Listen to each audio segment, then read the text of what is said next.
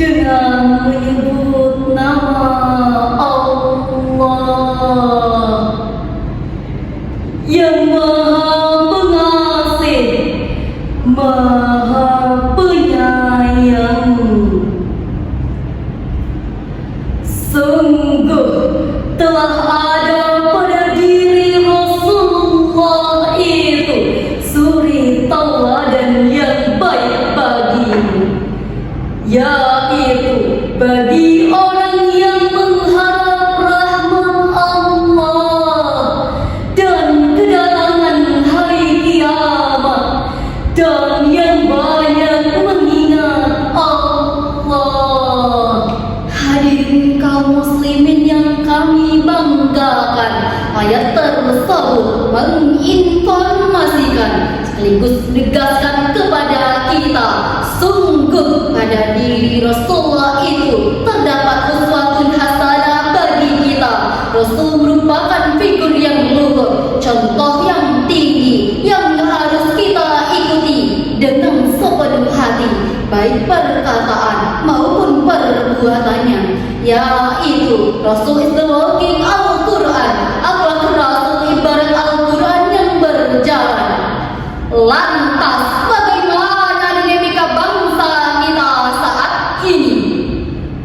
Jawabannya alhamdulillah, karena masih ada pemimpin yang patut diteladani, masih ada pejabat yang bisa mengayomi, dan masih ada aparat yang peduli. Hal ini patut kita syukuri, walaupun jumlahnya masih sedikit sekali, karena masih banyak pejabat yang kurang amanah, masih banyak politisi yang korupsi, dan masih banyak lagi aparat yang belum bisa bertobat. Na'udzubillah.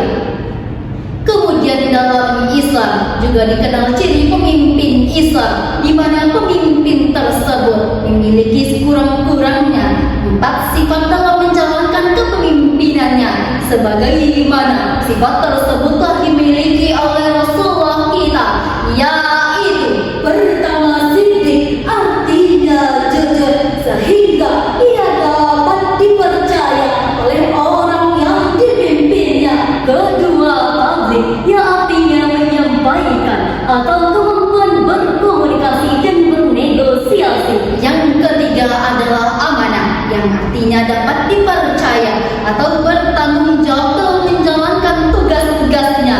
Yang keempat fatona, yang artinya cerdas, yaitu kecakapan dalam membuat perencanaan visi, misi, strategi, serta mengimplementasikannya. Selain itu juga dikenal ciri pemimpin Islam, di mana Rasulullah SAW bersabda, pemimpin suatu kelompok adalah pelayan kelompok tersebut. Oleh karena itu, pemimpin hendaknya ia melayani, bukan dilayani, serta menolong orang untuk maju, bukan minta tolong untuk membuat dirinya maju. Pemimpin menerima kekuasaan sebagai amanah dari Allah Subhanahu wa Ta'ala, yang disertai oleh tanggung jawab yang besar. Al-Quran memerintahkan pemimpin untuk melaksanakan tugasnya untuk Allah dan menunjukkan sikap yang baik kepada pengikut dan bawahannya. Sebagai rujukan, Al-Quran surah Al-Hajj ayat 41. Alladzina immakkannahum fil ardi aqamus salat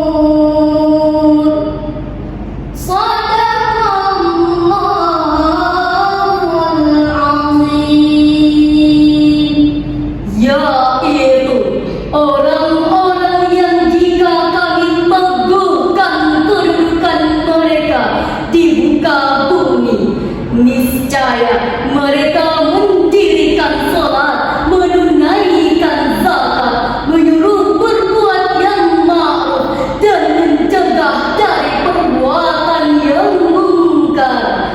Dan kepada Allah lah kembali segala urusan. Maha benar Allah dengan segala firman-Nya.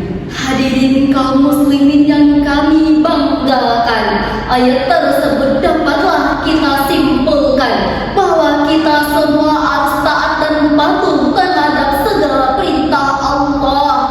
Karena kita semua adalah pemimpin, minimal kita pimpinan bagi diri kita masing-masing.